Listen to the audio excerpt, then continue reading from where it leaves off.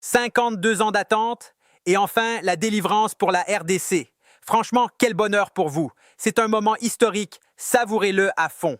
Salut à tous, on se retrouve aujourd'hui pour débriefer cette rencontre entre la RDC et la Jamaïque. Résultat final, 1-0 après prolongation et surtout une qualification pour la Coupe du Monde après plus d'un demi-siècle d'absence. Juste incroyable. Honnêtement, profitez de chaque seconde. C'est mérité. L'Afrique sera représentée par 10 nations désormais et voir la RDC rejoindre ce groupe, ça fait vraiment plaisir. Parce qu'au final, peu importe la manière aujourd'hui, seul le résultat compte. Ça faisait 52 ans, 52 ans. À l'époque, même certaines des plus grandes stars du football actuel n'étaient pas nées. Ça montre à quel point ce moment est énorme. Ce qu'il faut retenir aussi, c'est le parcours. Parce qu'il a été loin d'être simple. Une phase de groupe bien maîtrisée au départ, puis ce match crucial contre le Sénégal où tout bascule. Tu mènes 2-0 à domicile, tu tiens ta qualification directe et finalement tu perds 3-2. Là, tu passes deuxième et tout devient plus compliqué. Ensuite, il faut aller chercher cette qualification par le chemin le plus difficile, les barrages. Tu passes par le Cameroun, que tu élimines au bout du suspense. Derrière, le Nigeria, que tu renverses après avoir été mené. Et enfin, ce barrage intercontinental contre la Jamaïque, une pression énorme depuis 2025 jusqu'à aujourd'hui. Mentalement, c'est un parcours de dingue. Donc déjà, rien que pour ça, énorme respect à cette équipe. Vous avez tenu, vous avez répondu présent et vous avez écrit l'histoire. Maintenant, parlons du match. Clairement, dans le jeu, ce n'était pas le plus beau spectacle. On ne va pas se mentir. Il y a eu beaucoup de déchets, peu de rythme, pas énormément d'occasions franches. Mais encore une fois, dans ce genre de rencontre, l'enjeu prend souvent le dessus sur le jeu. La RDC a joué avec prudence, et ça se comprend. En face, la Jamaïque avait des joueurs très rapides, capables de faire la différence en contre à tout moment. Donc pas question de se découvrir. Résultat, 2 équipes attentistes, un match fermé, presque un duel en miroir. Et comme on dit souvent, l'enjeu a pris le dessus sur le spectacle.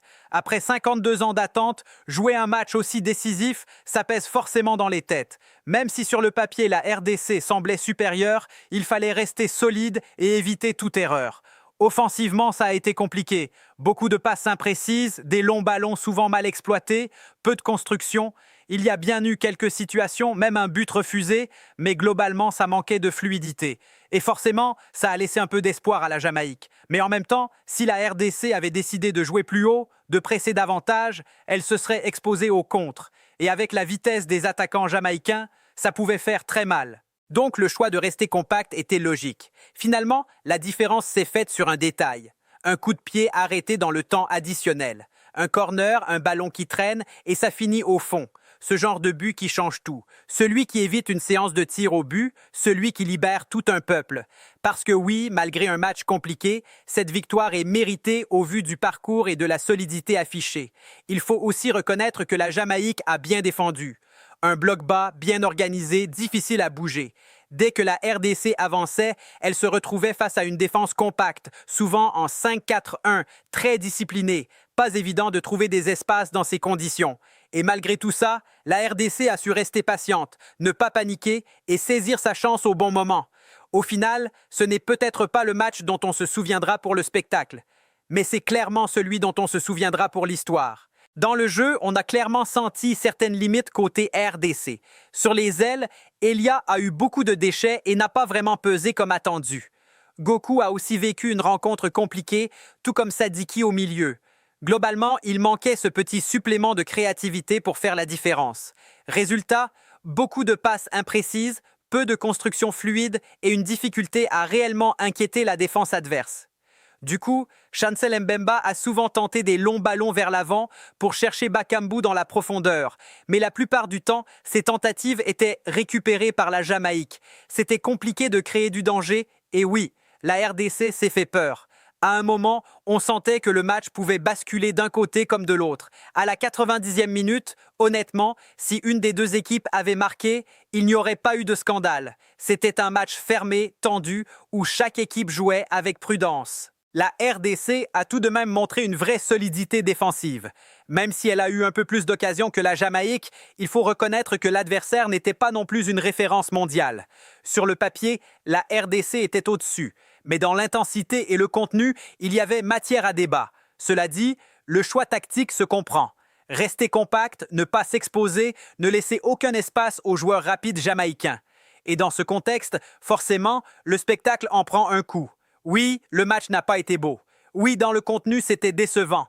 Mais encore une fois, ce n'est pas ça qui compte aujourd'hui. Après 52 ans d'absence, seule la qualification importe. Et maintenant, direction la Coupe du Monde, avec des adversaires comme le Portugal, la Colombie ou encore l'Ouzbékistan. Rien que ça, c'est déjà énorme. Ce qui a vraiment fait la différence dans cette rencontre, ce sont les changements. Clairement, les entrants ont apporté un nouveau souffle à l'équipe. Avant ça, je veux souligner la performance de Moutou Samy. Pour moi, il a été exceptionnel. Toujours au pressing, constamment sur le porteur du ballon, présent à la récupération, actif défensivement comme offensivement, il s'est battu sur tous les ballons et a terminé épuisé, avec des crampes. Un match énorme de sa part. Bakambu aussi mérite d'être mentionné. Il a énormément couru, multiplié les appels, même dans des situations difficiles où il se retrouvait seul face à plusieurs défenseurs. Il n'a jamais lâché, toujours disponible, toujours en mouvement. Ce genre d'effort, ça ne se voit pas toujours dans les stats, mais c'est essentiel. Derrière, Mbemba a été solide, tout comme ses partenaires en défense. L'équipe a globalement tenu bon, et c'est ce qui a permis de rester en vie jusqu'au bout. Mais les remplaçants ont clairement changé la dynamique. L'entrée de Bongonda, par exemple, a fait beaucoup de bien. Il a apporté de la prise d'initiative, de la percussion, il a tenté, provoqué, recentré le jeu, bref, il a amené du danger. Même chose pour les autres entrants comme Kayembe ou encore Mpanzu qui ont apporté de l'énergie, de la fraîcheur et surtout une envie de faire la différence. On sentait que ça bougeait davantage, que l'équipe prenait plus de risques. Les changements ont vraiment transformé le visage de la RDC en fin de match. Et pour ceux qui critiquent l'attitude ou le niveau de jeu, j'ai envie de dire, mettez-vous à leur place. 52 ans sans Coupe du Monde, un parcours ultra compliqué, une pression énorme. Chaque match ressemblait à une finale. C'était un vrai parcours du combattant, une bataille mentale autant que physique. Après ce qu'ils ont vécu, notamment ce retournement contre le Sénégal, beaucoup d'équipes auraient craqué. Mais eux ont tenu, ils ont continué, ils ont fait preuve d'une énorme force mentale. Et aujourd'hui, ils sont récompensés. Mentalement, franchement, beaucoup d'équipes auraient lâché. Beaucoup auraient craqué sous cette pression. Mais enchaîner Cameroun, Nigeria, Jamaïque, il n'y a rien à dire. Il faut juste applaudir. Parce que ce match, il était extrêmement compliqué à jouer pour la RDC. Quand tu sais que tu peux te qualifier pour une Coupe du Monde après 52 ans d'attente, forcément ça pèse. Il y a le stress, l'enjeu, la peur de mal faire. Tu hésites, tu calcules, tu n'oses pas trop te livrer. En face, la Jamaïque a quand même réussi à se procurer quelques situations. Rien d'énorme, mais assez pour faire passer quelques frissons. Une frappe dangereuse, une tête pas loin du cadre. Ce genre d'action qui te rappelle que tout peut basculer à tout moment. Oui, la RDC a manqué de précision. Oui, il y a eu du déchet, pas assez d'intensité par moment. Mais encore une fois, le plan était clair. Rester solide, ne pas s'exposer, ne pas offrir d'espace. Et dans ce contexte, c'est totalement compréhensible. Aujourd'hui, le plus important, c'est que le boulot est fait. La qualification est là. Le reste, le contenu du match, ça passe après. Honnêtement, je suis vraiment heureux pour le peuple congolais. Profitez à fond de ce moment parce que ce n'est pas rien. 52 ans sans Coupe du Monde, c'est énorme.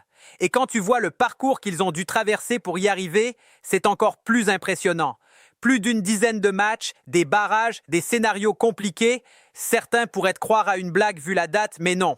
La RDC est bien qualifiée pour la Coupe du Monde. Et pendant ce temps, certaines grandes nations passent à côté. C'est ça aussi la beauté du football. Aujourd'hui, la RDC a franchi un cap. C'est une équipe qui progresse, qui devient de plus en plus solide. On l'avait déjà vu lors des dernières compétitions africaines, avec des performances intéressantes. Maintenant, il y a encore du travail, surtout offensivement. Il faudra apporter plus de créativité, plus de justesse dans le dernier geste. Mais défensivement, il y a une base solide sur laquelle construire. Mention spéciale aussi à certains joueurs décisifs, notamment sur le but qui change tout. Ce genre d'action, il faut être là au bon moment, suivre, y croire jusqu'au bout. Et c'est ce qui a fait la différence. En tout cas, encore une fois, félicitations à la RDC. C'est un moment historique, un vrai tournant. Savourez-le comme il se doit. Et maintenant, Place à la Coupe du Monde.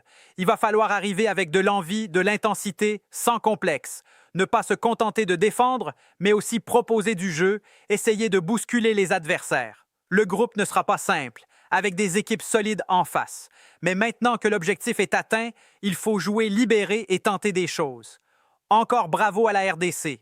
Profitez, célébrez et rendez-vous très bientôt pour la suite. Et comme d'habitude, dites-moi en commentaire ce que vous en avez pensé. Si vous êtes d'accord ou pas, ça m'intéresse. Prenez soin de vous et à très vite.